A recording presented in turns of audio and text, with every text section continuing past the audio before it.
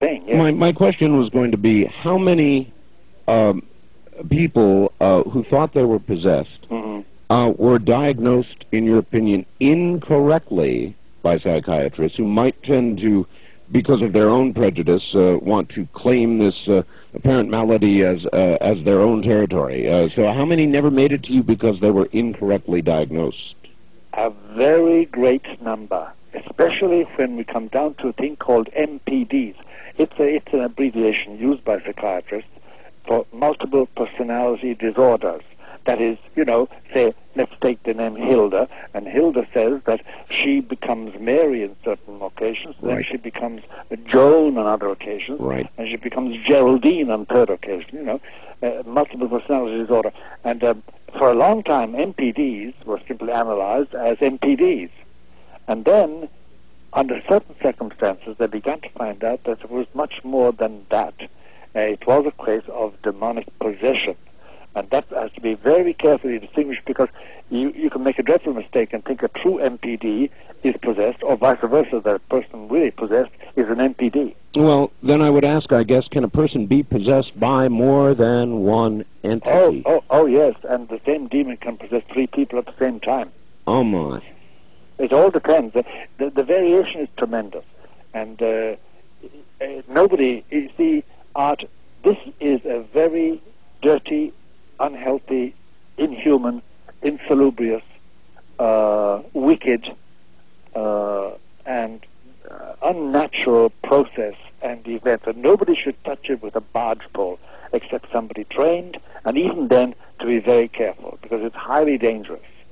For instance, if you start any nonsense, real exorcism, and a lot of people don't know the difference between that and therapy, the difference between that and prayer, healing prayer, deliverance prayer, as they call it. But if you start something like that and don't finish it, you're going to have trouble for the rest of your life. Is it reasonable to ask you, when a human being is possessed by a demon, what is the purpose of the possession of an individual?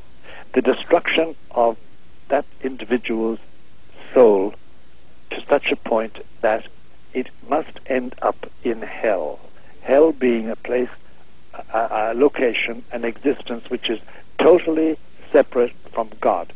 The belief is that everybody was created to be happy forever, and God wants everybody to enjoy heaven, the joys of heaven, the perpetuity of heaven, the peace of heaven, and the ecstasy of heaven.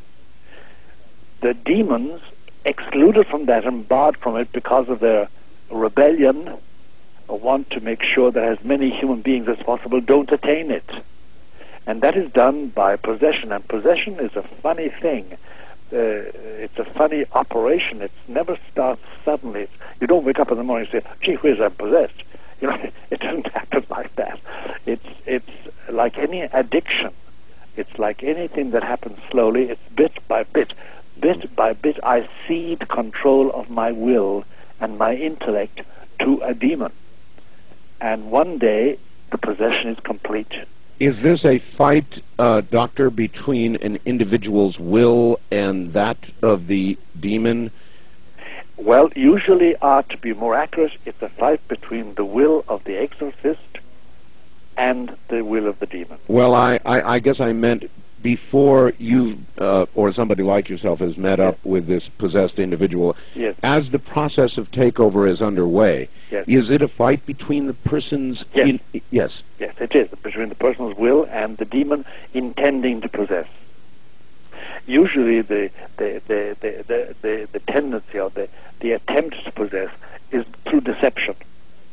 For instance, we have, in the northeast corner of America, since 1975, we've had a huge increase in the following type of possession. A young man, say 30-something, 40-something, a young woman, will come and say, look, when I was in college, when I was studying, when I took up residence as a doctor, a lawyer, whatever it was, I made a pact with the devil. I needed money. I needed a position. And I asked him to help me, and he did, but he took over my will and my mind. Now I want to get rid of it. How do I get rid of it? Well, we have an increase in that phenomenon, which I never thought we had. Some of them don't even believe in God. Some of them are Jewish, some of them are Buddhist, some of them are Christian, some of them are Protestants or Catholics.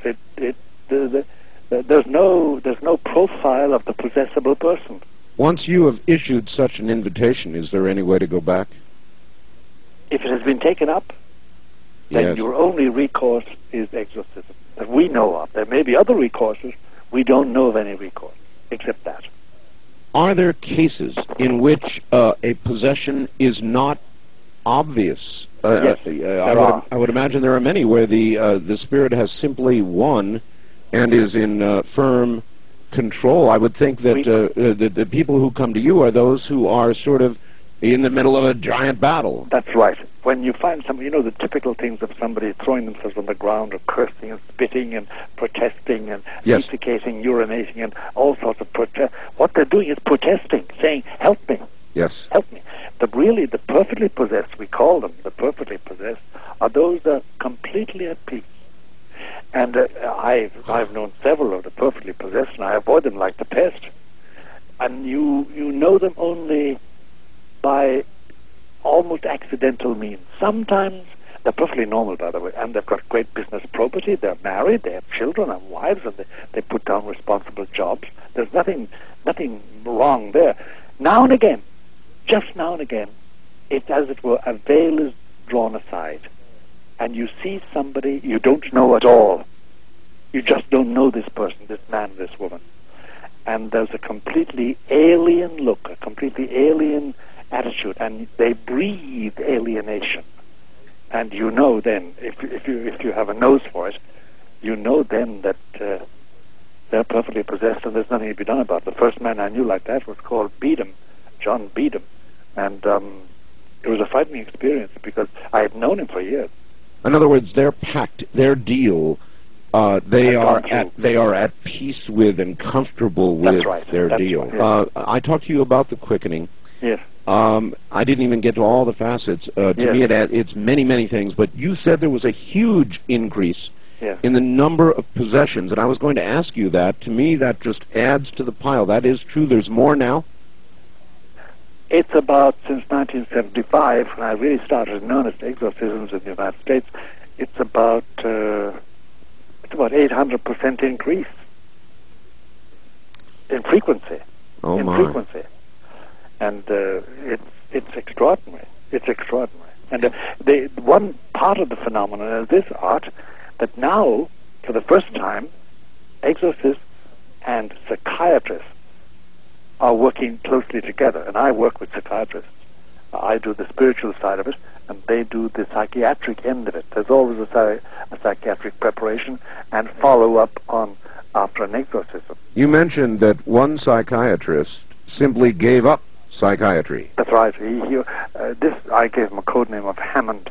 That's not his real name. But he was very, very skeptical about it all. And finally I said, okay, doctor, look, you insist, but you must have some protection. He wasn't a Catholic, by the way.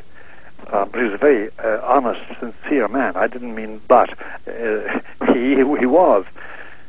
And once he went through it, that was it. He would never touch another possessed person. He would never touch psychiatry ever again. He went off and did something else. He was a qualified doctor and became an only MD. And confined himself to that. Doctor, how frequently do you think psychiatrists who are treating patients, or what percentage of their patients might indeed, instead of suffering psychiatric problems, be suffering some form of possession? Well over 50% of the cases I have observed. Wow. Well over 50% are really possessed by demons, and of course nothing can be done about it. They're diagnosed as schizophrenic or as MPDs or as whatever.